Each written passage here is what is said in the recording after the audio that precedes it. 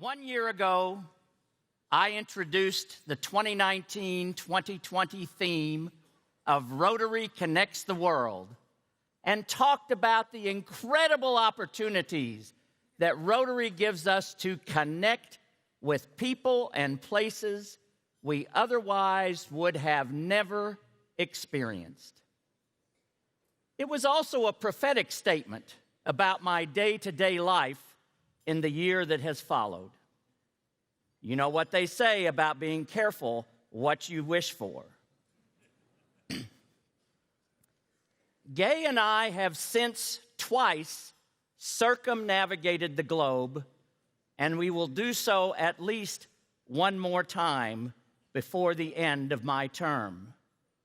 It seems like we are trying to travel on every commercial airline in existence in the world. We have met with Rotarians throughout the United States and elsewhere in the world, from Uruguay to Ukraine, Nigeria to New Zealand, Indonesia to Italy, and more, including Vietnam, which is not yet a Rotary country. It has been the most beautiful form of exhaustion that I could ever hope to experience. And it underscores to me what an amazing gift Rotary is to us and to the world. As I travel country to country, I talk about growing Rotary and how we are going to achieve it. But these travels have crystallized something for me simple and fundamental: why we need to grow Rotary. We need to grow Rotary because together there is no limit to what we can accomplish. I receive this reminder day after day in my interactions with Rotary leaders like you and working with the Rotary professional staff.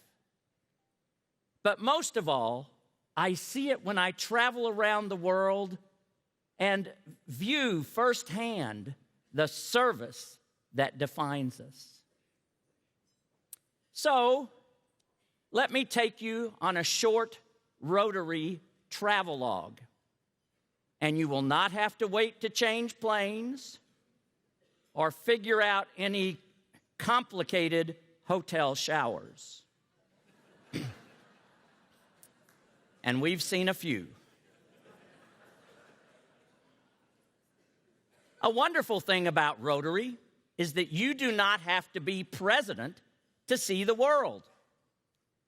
In October 1986, I led a group study exchange team to District 911 in Nigeria. I thought there'd be a whoop from at least one governor-elect. During the course of our time there, I was hosted by 7 Nigerian Rotarian families. 2 of those families had a child afflicted with polio. Coming from the United States, where polio had disappeared, encountering 2 out of 7 families with someone suffering from polio was hard to believe. It brought home to me how polio was really a common occurrence in certain parts of the world. This trip was before 1988, when the goal of eradicating polio was declared by the World Health Assembly. Since then, I have had the opportunity to participate in immunization efforts in Nigeria. The country has gone more than 3 years without a polio case.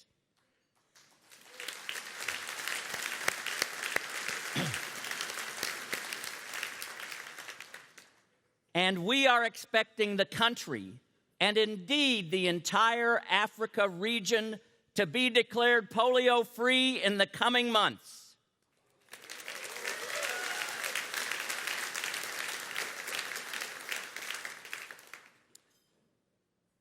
Sometimes you do not grasp the full effect of Rotary service until you follow up on a project years later. Last year, I had the pleasure of returning to a service project that I first experienced 15 years ago. Gay and I traveled to Surat, India, where I helped inaugurate a potable drinking water project in 2004. At that time, the village of Neol, where the service project was located, was just a small, remote village outside of Surat. And you know, Surat is your typical mid-size Indian city. It only has a population of 6 million people. Over the next 20 years, Surat is expected to be the fastest growing city in the world. And thanks to our little drinking water project, Neol is now a rapidly expanding suburb of this bustling city. Representatives of the community thanked us for their spotless, well-maintained facility. For $26,000 US in Rotary grants, we helped rewrite the story of this village. And who knows, if we return in another 15 years, it too may have a population exceeding 1 million. Some of my travels have taken me to places without population growing pains, instead to places facing the difficult task of recovering from disaster, natural and man-made.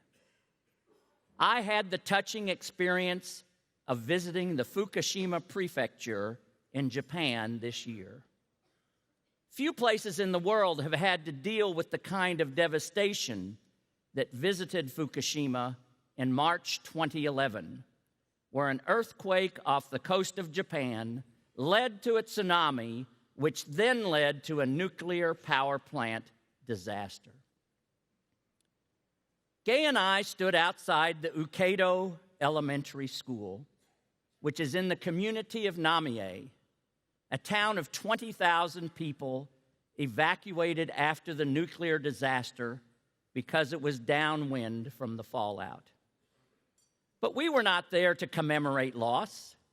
We had the pleasure of planting a tree in a children's play school nearby, a visual reminder of Fukushima's history and a rising generation eager to renew. The governor of the prefecture welcomed us with great joy in appreciation of all that Rotarians have accomplished in the revitalization of this area with the financial support of the Rotary Foundation. The story of Fukushima today is not one of destruction, it is one of hope and renewal. When we visited the region, everyone was grateful for the committed support of Rotarians. While many international organizations helped Fukushima cope with the effects of the disasters, Rotarians focused on Fukushima's future. Rotary grants have helped improve access to mental health care and disease prevention for victims of the disaster, and reduced the isolation of these communities by sharing post-disaster recovery experiences from the international community. Our grants also promote self-motivation and encourage sustainable, long-term community recovery across the region. The overarching goal of these projects has been to foster resiliency among the disaster survivors, with a special emphasis on first responders and healthcare professionals who played a critical role in helping Fukushima cope with this unprecedented situation. Now, it is nearly 9 years later, and you can see the powerful spirit and desire to return to work all across Fukushima. They are eager to restore Fukushima's historic role as the apple, pear, and peach orchard of Japan.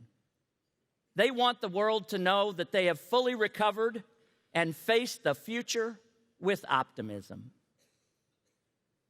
We remind ourselves often that Rotary is not primarily a disaster relief organization. Being who we are, Rotarians comprise a disproportionate share of first responders and recovery assistance everywhere trouble strikes. But Rotary can do so much more than provide bricks and mortar. We have the tools to restore hope. When governments cannot meet the needs of their citizens, it is often left to Rotary to step in. I was treated to a wonderful example of that recently in Guatemala. It is striking just how large a role Rotary plays in providing a safety net in places like Zumpango, Guatemala. Global grants there provide for a mechanical cow to produce soy milk, an improved water distribution system, water filters, clean compost latrines, family gardens, support for income generation, and training in WASH and literacy programs. It is one thing to hear about these kind of grants. It is quite another to see the effects on the faces of school children whose school was completely transformed by these grants. Or to go to a nutrition center that would not exist without Rotary. The food items sold there not only provide nutrition to women and children, they create a source of income for the women working there. Again in Guatemala, we came face to face with the effects of natural disaster. Gay and I stood in the ruins of El Rodeo, one of the villages at the foot of the Fuego volcano, most significantly impacted by the eruption which sprang from the side of the volcano, resulting in miles of lava as the air filled with smoke and ash. Since the Rotarians were already well connected with the communities in the region, they were literally the first responders. Not only were the Rotarians the first responders, they were the first to provide sustainable and long-term solutions to the schools impacted by the disaster. After the volcano eruption of June 2018, the Jose Marti School in Escuintla, Guatemala, served as a home to many with no other shelter. We joined a celebration of Rotarians' refurbishment of the school, now resplendent in blue. Vocational programs and more were also made possible by Rotarians. So, as you can see, it is true that Rotary connects the world. Through these connections, we transform lives, giving the people we serve hope and giving us incredible opportunities for leadership, professional development, and service. Did you notice that I just said opportunities?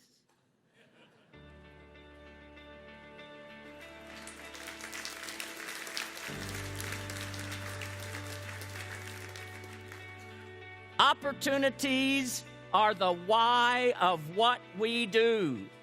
They are why we remain committed to this great organization, why we stay engaged in service projects, why we aspire to positions of leadership and care so deeply about making this organization bigger, stronger, and better prepared to lead through the 21st century.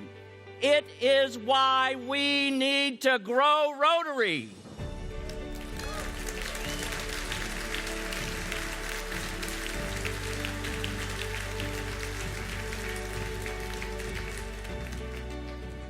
Rotary opens opportunities. It is the thrill of my life to serve as president in these amazing times. And every day, I'm amazed by all that we do and will accomplish together.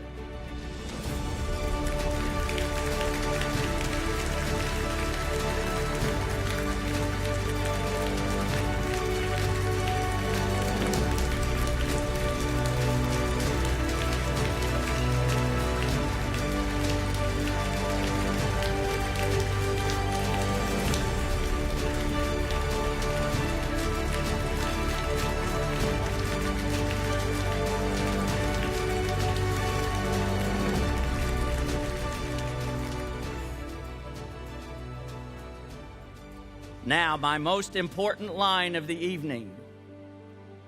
Thank you and enjoy your dinner.